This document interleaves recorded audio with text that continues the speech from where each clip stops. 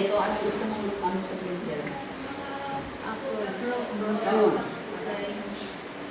Gusto niya ng carrots, pwede din. Kasi mahilig minsan yung si madam, mahilig mo pagkuha ng carrots. Okay, pag ang carrots naman, una-una hugasan mo natin. Hindi na yung babalatan. Hugasan mo, ikat mo ng cubes, ilagay mo na dyan, i-blender mo na. Okay, nakasaksak. Ito, sa lahat ng mga appliances, di ba pag alam mo, madali lang gamitin, no? Ito, alam niya. Okay, pindot ka na dito. Yan, pagkatapos ikot na yan. Okay, kung gusto mong pabilisan, dito na naman. Okay, pagkatapos niyan, tanggalin mo na, ilagay mo na sa baso, tapos iligay mo na kay madam. Okay, pag nag-ano naman kayo, kailangan pag-hugasan yung hugasan, pili mo na tanggalin ito. Kailangan ingatan nila baka masugatan kayo, ha?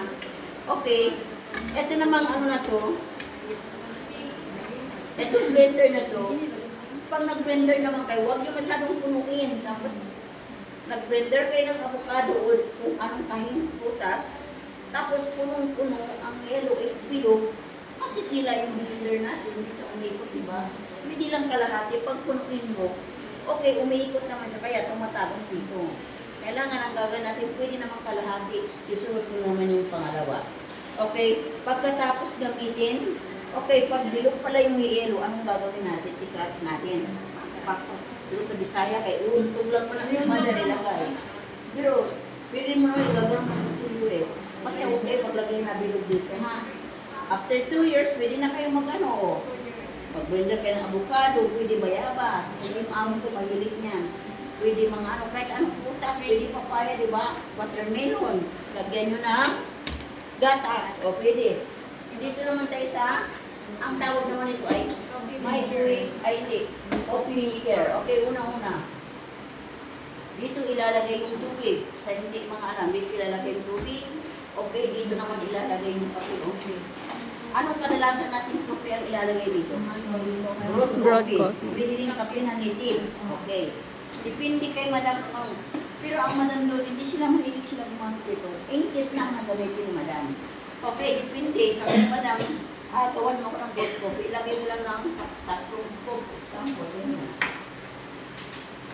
O, lagay natin. 1, 2, 3, 4. Okay, depende rin sa gusto niya. Kasi nakalagay naman yung tubig.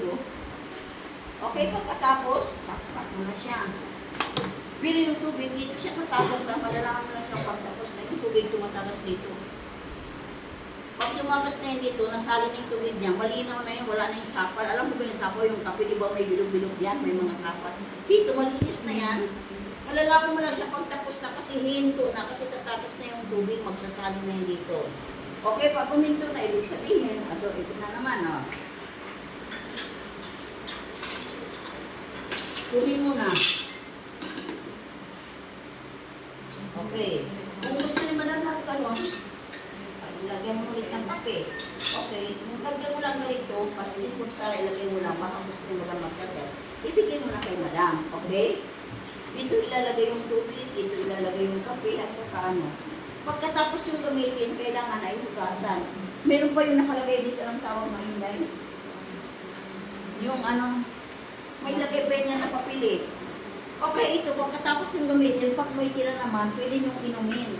Lagyan ng asukal at saka gatas. Okay, pagkatapos gamitin ng hugasan, pati ito hugasan, ito ay punasan lang hanggang dito. Okay, huwag hugasan kasi ito ay puno. Pagkatapos yung gamitin, kailangan ang appliances, kung siya nakalagay doon nyo din